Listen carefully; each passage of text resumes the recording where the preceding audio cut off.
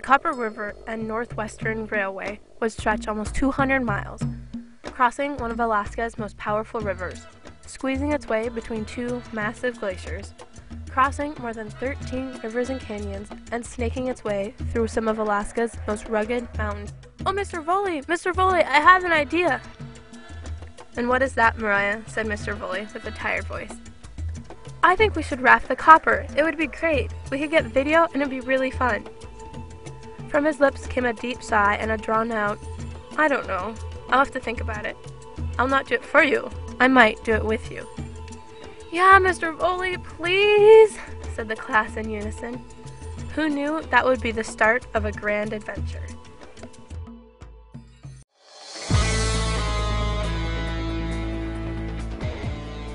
On June 11, 2011, 11 teenagers were deposited on a sandbar.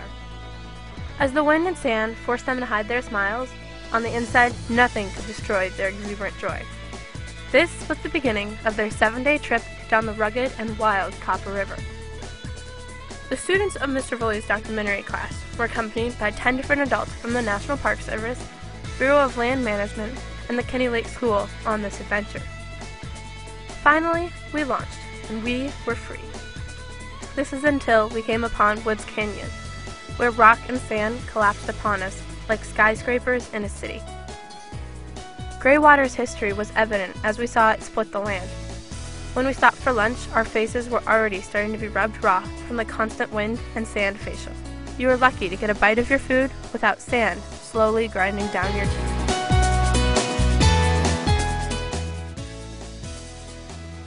It was getting late and started to look like we'd be camping on rocks, until our guides pointed out a large beach just behind a hook-shaped chunk of land, which was just enough to cut the wind.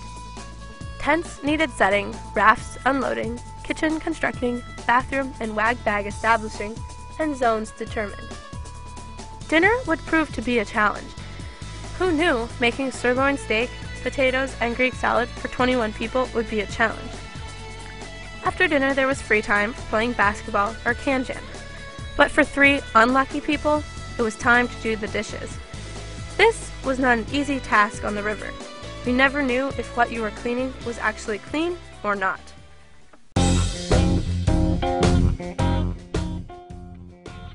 Days passed, and we slipped into river time. As we wound our way down the river, the wind continued to beat our tired bodies.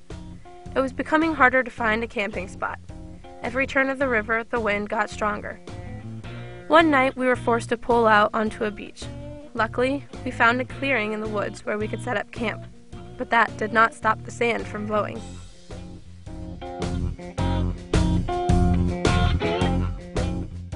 Just above Abercrombie Rapids, some of the students decided they were tired of being dirty. Intrigued at the thought of how they would get clean, Christy Knutson and Mariah Doty decided to go down and watch this endeavor. Once the girls got in the river's silt bog, they realized there was no point in trying to get clean. The water was almost 4.5 feet deep and was nothing but silt. So, instead of bathing activity, it turned into a mud party. Christy and Mariah were both dragged into the water against their will, and some of the boys attempted cannonballs. And Leah, what would your father think of you right now? My father would think that I'm stupid. Wow. My dad would say wow. Yep. And Christy, yes. what would your sisters think of you right now? They would think that I'm awesome. I don't know. They would be jealous. And Audrey, what would Keaton think of you right now? Why isn't he here? Yep. What would your daddy say right now? Wow. You're messy. Yeah, clean up before dinner. Right? Yeah. Tessa? Ryan, I'll get your face. Tessa, what would Amanda think right now? Why would she think that? Because she's a baby and she doesn't like cold water. After Tessa Wygant's experience with hypothermia, we decided it would be safer to stay away from water for a while.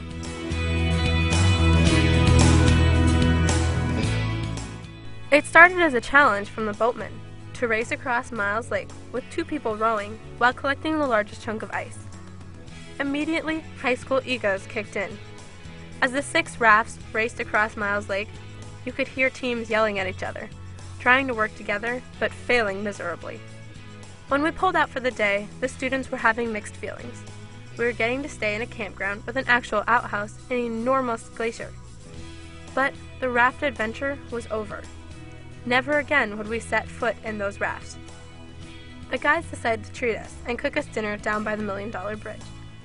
That night, we had steak with potatoes and broccoli, probably the best meal on the trip. As we sat eating our dinner, we saw a particularly strange sight in the water. "What is that?" someone yelled. We all hopped up to see.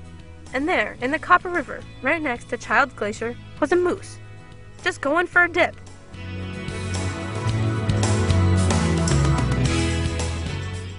We stayed our last night of the trip at the Cordova School. It probably took most of the girls a good 20 minutes to get all the silt and mud out of their hair. It was nice to put on clean clothes that had not been stuffed in a dry bag for 7 days. Groups were divided up by tents, or at least the boys were. Dirk, Sam, and Wesley kept everyone on the edge of their seats as they performed a montage of musical activities.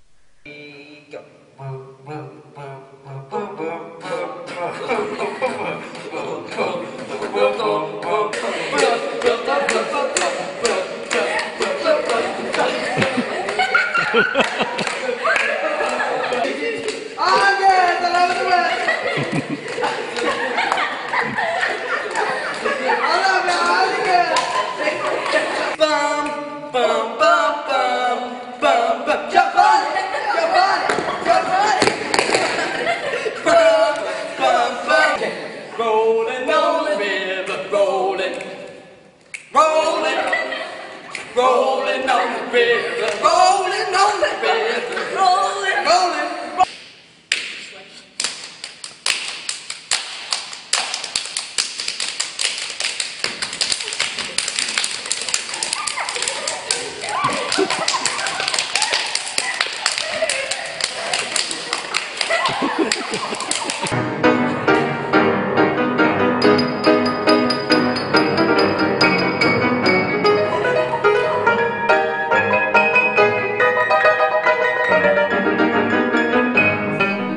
Jake, Cody, and Mr. Foley created a classic Lean On Me with a few twists.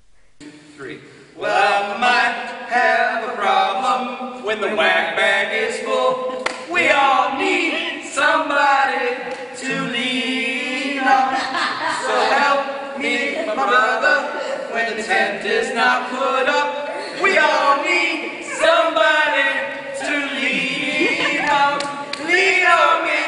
I got to go when the whack bag is full and time is getting low. Help me be my solid ground. Help me fill up my wag bag. And the girls went for a song that fit the festivities perfectly. I've been rapping down the copper for 7 days. I've been rapping down the copper, playing can jam. Can't you see the seals swimming, looking for fish? Can't you hear the glaciers having splash, boom, thunder, crash? Kill what you blow, kill what you blow, kill what you blow your whistle. Kill what you blow, kill what you blow, kill what you blow your whistle. I've been rapping down the copper with these nice guys who we unsuccessfully TP'd during the night. We were way too loud and filled our tents with sand. Then they told us that they would get us with revenge. Ian, won't you blow? Ian, won't you blow? Ian, won't you blow your whistle? Ian, won't you blow? Ian, won't you blow? Ian, won't you blow your whistle? That night came to a close too fast, but since we needed to board the ferry in the morning, we had no choice. Everything we had experienced over the last 7 days had slowly become a memory as we boarded the ferry. But I don't know if anyone could forget the mud children, the dishes, Dirk being kicked off the trip, the tunnel, steal the flag, or the calving glacier. I know for myself, smiles have been etched into my mind. These memories will not fade. They are once-in-a-lifetime remembrances that come along and must be seized, or they will pass you by.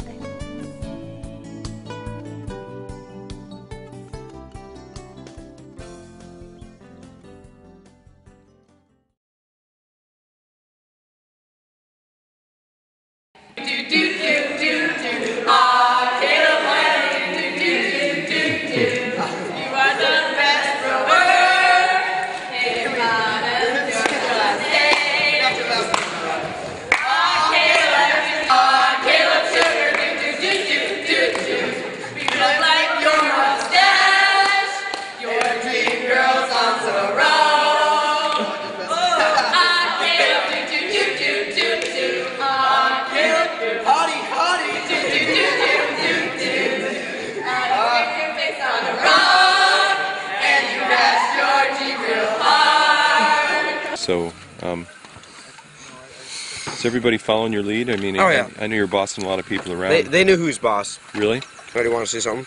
Yeah. Let me finish this. I don't know if you know, but today we decided to vote one member off the trip, and it was you. How do you feel about that? A little bit disappointed, but I mean, Yeah. what are you gonna do about it? Yeah. How are the Bears going to treat you? Someone has to go. Yeah, somebody has to go. Yeah. No, the Bears, we're buds. We're cool. Yeah. Why do you think they voted you off the trip? I don't know. That's a cool question. You were so loud last night. I heard that. That vote was loud and clear. Yeah, unanimous vote for sure.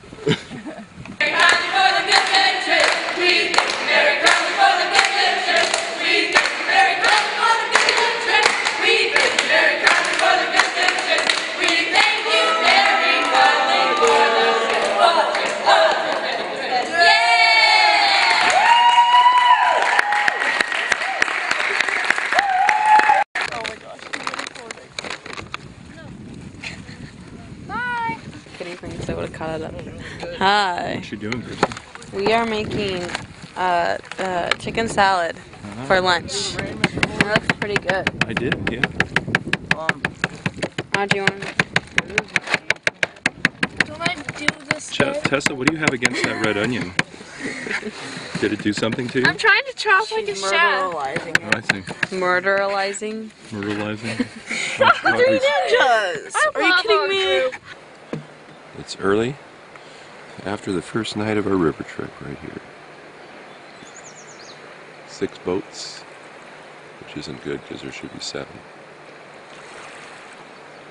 7 boats in our camp.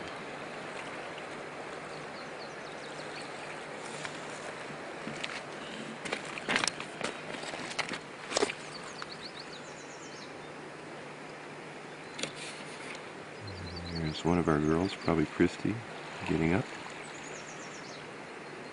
Yep, that's Audrey. Audrey getting up. Start making. This is our narrator, and I'm Alan, and we just make a wonderful team. Yeah, you actually just like sit down here and be like, No, dude, just come. That's so true. all right, no.